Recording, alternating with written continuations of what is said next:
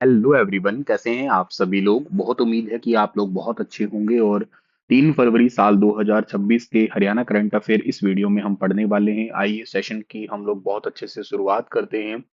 अगर आपने चैनल को अभी तक के लिए सब्सक्राइब नहीं किया है तो अपने चैनल को जरूर सब्सक्राइब जरूर कर लेना आप लोग। और के साथ साथ मैंने आपसे पहले वाले सेशन में एक सवाल पूछा था कि पंजाब यूनिवर्सिटी चंडीगढ़ के द्वारा पहला स्पोर्ट्स एक्सीलेंस अवार्ड किस हरियाणा के युवा क्रिकेटर को दिया गया। तो इस सवाल का ठीक आंसर था क्या अदिति शोराण, यानी कि ऑप्शन नंबर थर्ड वाला ठीक है। सविता पुनिया का नाम अभी हाल ही में आपने किस लिए सुना था। सविता पुनिया को अभी हाल ही में पद्म श्री दिया गया है। पद्म श्री के लिए मतलब चुना गया है। नाम सिलेक्ट हुआ है, नाम की घोषणा हुई है। दिया तो मार्च और अप्रैल महीने में जाएगा। एक और पद्म श्री भी हरियाणा में अभी हाल ही में दिया गया।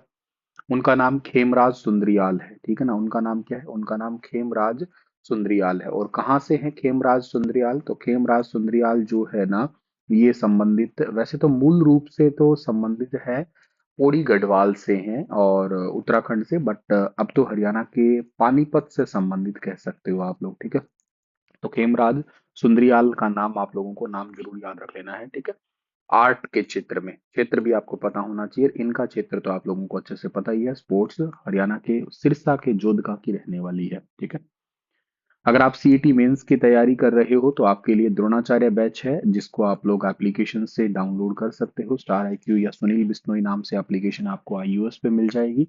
के साथ साथ आप आधारशिला नाम का बैच है, आप इस बैच को एचपीएससी एचसीएस के लिए देख सकते हैं। सुपर सिलेक्शन नाम का बैच है जो हरियाणा पुलिस की तैयारी कर रहे हैं, तो आपके लिए ठीक रहेगा ये। हरियाणा कैबिनेट के फैसले के अनुसार हरियाणा विधानसभा का बजट सेशन 2026 कब और किस समय स्टार्ट होगा। हरियाणा कैबिनेट के फैसले के अनुसार हरियाणा विधानसभा का बजट सेशन जो है स्टार्ट होने वाला है 20 फरवरी को। सुबह 11 बजे स्टार्ट किया जाएगा। आमतौर पे समय तो यही रहता है, पर 20 फरवरी को बजट होगा। राज्य का बजट कोई ऐसे फिक्स तारीख पे नहीं होता है कि इस तारीख को ही आया करता है, बट हाँ, ऐसा रहता है कि पहले से कैबिनेट मीटिंग बिठाई जाती है, उसके आधार पे एक तारीख का निर्णय लिया जाता है। केंद्र का बजट है वो 1 फरवरी को ही आता है, फिक्स है। और जब भी बजट आता है मैं आपके साथ में पूरा बजट शेयर किया करता हूँ। तो कंप्लीट बजट है, आपने अगर वो नहीं देखा है तो देख भी सकते हैं। और शुरुआत होगा 20 फरवरी को। मुख्यमंत्री नायब सिंह सैनी बातों और वित्त मंत्री अपना दूसरा बजट पेश करेंगे, क्योंकि हरियाणा में वित्त मंत्री बजट को पेश करते हैं। जैसे भारत में वित्त मंत्री निर्मला सीतारमण जी ने पेश किया था, अब वैसे ही समझिएगा। हरियाणा के अंदर वित्त मंत्री और मुख्यमंत्री वही है, नायब सिंह सैनी जी ही पेश करेंगे। अनुमानित बजट है इस बार का 2,25 या 2,25,000 लाख करोड़ का है। पिछली बार 2,05,017 करोड़ का था, इस बार 2.25 का है। अब हो सकता है मे बी कि थोड़ा बढ़ भी जाए और भी, और या और थोड़ा बहुत कम पास आसपास का भी हो सकता है। इसके अलावा बजट जो समय सीमा है, बजट सेशन को 20 मार्च तक जो है ना सीमित रखने का टारगेट रखा है। अभी लगभग एक महीने चलेगा ये। और नई अनुमति है अब लाइसेंस प्राप्त रिहायशी कॉलोनी है उस सेक्टर में नर्सिंग होम खोले जाएंगे। इसके साथ साथ जो है ना डॉक्टर का मेडिकल आयुष काउंसिल और आईएमए में रजिस्टर होना अनिवार्य किया गया है। एक सेक्टर में अधिकतम 4 नर्सिंग होम ही हो सकते हैं। इसके अलावा जो है ना हरियाणा के अंदर उद्यम और रोजगार नीति में बदलाव किया है। एमएसएमई छोटे और मझले उद्योग है या सूक्ष्म लघु और मध्यम उद्योग को 16 प्रोत्साहन योजनाओं का लाभ देने के लिए CLU change of land use या एनओसी की आवश्यकता अब उनको बिल्कुल नहीं होगी। इससे ईज ऑफ डूइंग बिजनेस को बढ़ावा देने के लिए प्रक्रिया तेज हो जाएगी। शहरी विकास एवं राजस्व विभाग के निर्णय भी है। शुल्क संशोधन सरकार ने 1976 के शहरी क्षेत्र विकास नियम और 1965 के जो नियंत्रित क्षेत्र नियम है उनके तहत लगने वाली फीस है, उसमें भी संशोधन किया है। कलेक्टर रेट 11,500 वर्ग प्रति वर्ग गज का है, उसी के हिसाब से ही होगा अब ये। तो टोटल कैबिनेट में ना 6 फैसले हुए हैं। एक तो लाडो लक्ष्मी योजना का विस्तार 10वीं और 12वीं में 80% से ज्यादा नंबर लाने वाले माता बच्चों की माताओं को 2100 रुपये देने का ऐलान हो गया। परिवहन विभाग में 2002 में कॉन्ट्रैक्ट पर रखे ड्राइवरों को नियमित मानकर सभी वित्तीय लाभ उनको मिलेंगे। इसके साथ साथ जो है दिवंगत एएसआई संदीप लाठर की पत्नी संतोष कुमारी को सरकारी नौकरी मिलेगी। पंचकुला में गौशाला के लिए भूमि पट्टे को मंजूरी। बरवाला के रतेवाली गांव में कामधेनु गो सेवा समिति को 4 एकड़ जमीन देने की मंजूरी है। कच्ची कॉलोनी की जमीन ट्रांसफर कर गलत तरीके से जो रजिस्ट्री करवाई जा रही थी, अब वो बिल्कुल नहीं होगी। कुंजपुरा, करनाल, मतलोडा, पानीपत और शहजादपुर अंबाला को नगर पालिका दर्जा दे दिया है सरकार ने। इससे पहले ये ग्राम पंचायतें थी। ये अलग से आपके पास में वेरी इंपॉर्टेंट क्वेश्चन है। आपको तीन याद रखना है। एक तो आपको मतलोडा याद रखना है, ये तो नए साल पे ही वैसे तोहफा मिल गया था। इसके साथ साथ आपको याद रखना है शहजादपुर का, याद रखना है क्वेश्चन, ठीक है ना, शहजादपुर का। और इसके साथ साथ आपको कुंजपुरा, कुंजपुरा तो आप लोगों ने सैनिक स्कूल के लिए सुना होगा। ये तीनों को हरियाणा की नगर पालिका का दर्जा दिया गया है हाल ही में। हरियाणा के किस गांव में शास्त्रीय गायक पंडित जसराज जी की जयंती मनाई गई है, जिसमें मुख्यमंत्री नायब सिंह सैनी मुख्य अतिथि रहे हैं? तो पंडित जसराज जी का नाम आप लोगों ने एग्जाम में वैसे कई बार जो है ना वो सुना होगा। और बेसिकली जो है ना, पंडित जसराज जी का संबंध कहाँ से है? जब इनका जन्म हुआ था वो तो पिल्ली मंदोरी गांव उस समय था, कहाँ पे वो गांव था? हिसार में। लेकिन वर्तमान में ये गांव कहाँ पे आता है? वर्तमान में ये गांव आता है फतेहाबाद के अंदर आता है। ये ध्यान रखना है डियर आपको, ठीक है ना। और के साथ साथ आप लोगों को ये याद रखना है कि पंडित जसराज जी को स्वर सम्राट की उपाधि भी दी गई है। कई बार पेपरों में ये भी क्वेश्चन आ चुका है, स्वर सम्राट किन्हें कहा गया है। तो आपको ये भी याद रख सकते हो। कौन सा घराना था इनका, तो वो भी सवाल कई बार आता है। मेवाती घराना इनका था। 2020 में जो है ना इनका देहांत हो गया था वैसे। ख्याल गायन, जो एक साथ साथ भक्ति संगीत में भी इनका बहुत ज्यादा हिस्सा रहा है। 28 जनवरी 1930 को इनका जन्म हुआ था पीली मंदोरी जिला फतेहाबाद में। और संगीत घराना मेवाती था इनका। संगीत की शुरुआती शिक्षा अपने पिता पंडित मोतीराम से ली थी। बाद में बड़े भाई पंडित प्रताप नारायण से तबला सीखा था। पंडित मनीराम से के सानिध्य में गायन की तपस्या की थी। सातों महाद्वीप अंटार्कटिका सहित पर गायकी की जो है ना परचम लहराने वाले पहले भारतीय बने थे ये। इनको पद्म विभूषण मिला था 2000 में, पद्मश्री मिला था 1975 के अंदर। और पंडित जसराज जी कल्चरल फाउंडेशन की स्थापना 2022 के अंदर की गई। प्रधानमंत्री नरेंद्र मोदी ने की थी। इसके अलावा अभी कार्यक्रम जो हुआ था उसमें मुख्य अतिथि हरियाणा के मुख्यमंत्री जी ही थे। और प्रतिमा का अनावरण भी किया है यहाँ पे गांव पीली मंदोरी की लाइब्रेरी में पंडित जसराज की प्रतिमा का अनावरण किया है। और इसके अलावा पंडित जसराज की बेटी दुर्गा जसराज ने पंचकुला में एक भव्य कल्चरल सेंटर बनवाने की मांग की थी, जिसे सीएम साहब ने लगभग पूरा ही किया है। इसके अलावा गांव के नाम भी रागों पे हैं इनकी। राग जैसे हरियाणा में आसावरी है, धनासरी है, बिलावल है, भैरवी है। मिली मंदोरी गांव में 22 साल बाद कोई मुख्यमंत्री पहुंचा है। इससे पहले साल 2004 में ओम प्रकाश चौटाला वहां पे गए थे। तो ये तो पॉइंट आप लोगों को याद रखने ही है। और इसके साथ साथ आगे बढ़ते हैं हम लोग। अगला जो सवाल आता है कि हरियाणा के झज्जर जिले के किस खिलाड़ी ने अंडर 19 क्रिकेट वर्ल्ड कप में पाकिस्तान के खिलाफ मैन ऑफ द मैच का खिताब जीता है? तो मैन ऑफ द मैच का खिताब अभी हाल ही में जीता है, किस खिलाड़ी ने जीता है? तो इसका ठीक आंसर रहेगा Kanishk Chauhan. Option number third वाला बिल्कुल ठीक रहेगा। कनिष्क चौहान का जन्म 2006 में हुआ था झज्जर के गांव कुलाना में। ऑलराउंडर है, बल्लेबाज और गेंदबाज दोनों ही हैं।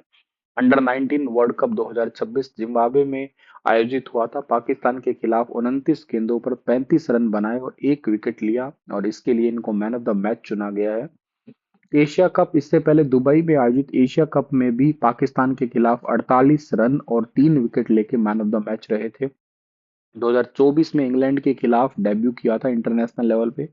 इंग्लैंड दौरे पर best all rounder of the series का खिताब भी इनको मिला था। और इनको अभी रिसेंटली आईपीएल ने भी खरीदा है। आरसीबी ने रॉयल चैलेंजर्स बेंगलुरु ने खरीदा है और बेस प्राइस इनका 30 लाख है। बेस प्राइस में ही खरीदा था वैसे इनको। और हरियाणा के झज्जर से रिलेटेड एक छोटी सी बात और भी याद रख लेना। भिंडावास वाइल्ड लाइफ सेंचुरी है झज्जर में, उसको वेटलैंड साइट का दर्जा दिया गया है, दिया जा चुका है पहले ही। हरियाणा में दो वेटलैंड साइट है, एक सुल्तानपुर में, एक भिंडावास में। टोटल अभी भारत में वेटलैंड साइट 98 हो चुकी है, इसलिए मैंने आपके आगे ये वाली बात का जिक्र किया। 2 फरवरी को हम लोग हर साल वेटलैंड डे मनाते हैं। अभी गुजरात के अंदर एक साइट है, कच्छ डिस्ट्रिक्ट की साइट है आपकी, छारी साइट जिसको कह रहे हो। और एक उत्तर प्रदेश के अंदर एक साइट है, एटा डिस्ट्रिक्ट की साइट है, पटना पक्षी विहार। उन दो को नई वेटलैंड साइट का दर्जा दिया गया है। भूपेंद्र यादव जो हमारे भारत के पर्यावरण मंत्री, उन्होंने इसकी घोषणा की थी। तो टोटल अभी 98 साइट हो चुकी है हमारे भारत में आर्द्र भूमि या वेटलैंड साइट कह दीजिएगा, फ्लोरा फोना को बचाने के लिए एक वेरी इंपॉर्टेंट मॉडल भी है आपका, ठीक है। और इसके अलावा जो आप झज्जर से याद कर सकते हो यहाँ पे, तो झज्जर से आप लोग ये भी याद कर सकते हो कि झज्जर डिस्ट्रिक्ट जो है हरियाणा की वो साइट है, मतलब देखो हरियाणा में झज्जर खुद ही एक रिजर्व साइट है। टोटल हरियाणा के अंदर 23 जिलों के अंदर 17 साइट ऐसी है, मतलब 17 डिस्ट्रिक्ट ऐसे हैं या 17 जगह ऐसी है जो विधानसभा के रिजर्व साइट है, जिसमें झज्जर खुद ही एक रिजर्व साइट है। ये ध्यान रखना है डियर हमारे पास में, ठीक है। जनवरी फरवरी 2026 में हैदराबाद में आयोजित Indian radiological and imaging association IRIA की 78वीं राष्ट्रीय कॉन्फ्रेंस में सर जेसी बोस ऑरेसन किस डॉक्टर ने प्रस्तुत किया? डॉक्टर नवीन कालरा के द्वारा ये प्रस्तुत किया गया। कॉन्फ्रेंस हुई थी Indian radiological and imaging association की 78वीं थी, हैदराबाद में 29 जनवरी से 1 फरवरी 2026 के बीच में। और सर जेसी बॉस ऑरेशन प्रोफेसर नवीन कालरा के द्वारा प्रस्तुत किया गया। विशेष जो है ना लीवर के अंदर MR इलास्ट्रोग्राफी की भूमिका के लिए। यह फैटी लीवर के मरीजों में बेसिकली फाइब्रोसिस की जांच की एक आधुनिक टेक्निक है। फाइब्रोसिस का एक एक अच्छा उन्नत विकल्प है कह सकते हो। डॉक्टर H 30 चंद्रा ऑरेशन, डॉक्टर उज्जवल गोरसी के द्वारा दिया गया इनको ये सम्मान। इसके अलावा इमेज गाइडेड का जो परक्यूटेशन पंक्चर और के साथ साथ स्यूडो इंक्यूबेशन की इम्बोलाइजेशन टेक्निक के रूप में भी इन्होंने बहुत महत्व जो है ना अपना दिया है। MR इलास्टोग्राफी लीवर की कठोरता बेसिकली स्टिफनेस मापने के लिए MRI का उपयोग है। और इसके अलावा स्यूडो एन्यूरिज्म जो है ये बेसिकली क्या है, ये वाहिका की दीवारों में चोट के कारण खून का जमाव और इसके अलावा जो है ना आपका एम्बुलाइजेशन रक्त के प्रवाह को रोकने के लिए इस्तेमाल की जाने वाली एक विशेष प्रक्रिया होती है। ये ऑपरेशन के दौरान ये सभी टेक्निक का इस्तेमाल किया जाता है। केंद्रीय रेल मंत्री अश्विनी वैष्णव के अनुसार वित्त वर्ष 2026-27 में रेलवे बजट के तहत हरियाणा को कितनी राशि आवंटित की गई है? तो टोटल 3566 करोड़ रुपए हरियाणा राज्य को मिले हैं। टोटल आवंटन हुआ है ये 2025-26 के 3416 करोड़ के बजट से 150 करोड़ इस बार ज्यादा है। वर्तमान में हरियाणा में कुल 12,000 करोड़ की रेलवे परियोजनाओं पे काम चल रहा है। अमृत भारत स्टेशन योजना, हरियाणा के 34 रेलवे स्टेशन का पुनर्विकास अभी किया जा रहा है। 100% विद्युतीकरण, हरियाणा के सभी रेल खंड अब पूरी तरीके से बिजली संचालित यानी कि इलेक्ट्रिफाइड हो चुके हैं। ऐसा करने वाला भारत का पहला राज्य हरियाणा बना है। चंडीगढ़ रेलवे स्टेशन, इसके पुनर्विकास का लक्ष्य 5 साल का था, जिसे 2 साल में काम पूरा हो चुका है। अब 3 साल में ये और 3 साल में ये जो ना काम पूरा हो जाएगा। रिमेनिंग कुछ और अपग्रेडेशन किए जाएंगे उसी एरिया के अंदर ही। डेडिकेटेड फ्रेट कॉरिडोर यूपी से पंजाब तक बिछाया गया है। यह कॉरिडोर हरियाणा के माल ढुलाई तंत्र के लिए बहुत महत्वपूर्ण कड़ी है। भविष्य की तकनीक और ट्रेनें हैं। हाइड्रोजन ट्रेन हरियाणा में चलने वाली है जींद से सोनीपत के बीच में। और पानीपत जींद से सोनीपत के बीच में ट्रेन चलने वाली है, ध्यान रखना पानीपत नहीं, जींद से सोनीपत के बीच में, सोनीपत और जींद के बीच में इसका ट्रायल भी चल रहा, अभी बम्बईया में इसका ट्रायल भी हुआ था, पढ़ाया था मैंने आपको। बुलेट ट्रेन है, इसके प्रस्ताव का आकलन जो है ना दूसरे चरण फेज 2 के अंदर किया जाएगा। फिलहाल पहले फेज के काम हो रहे हैं, बाकी पार्ट में भी।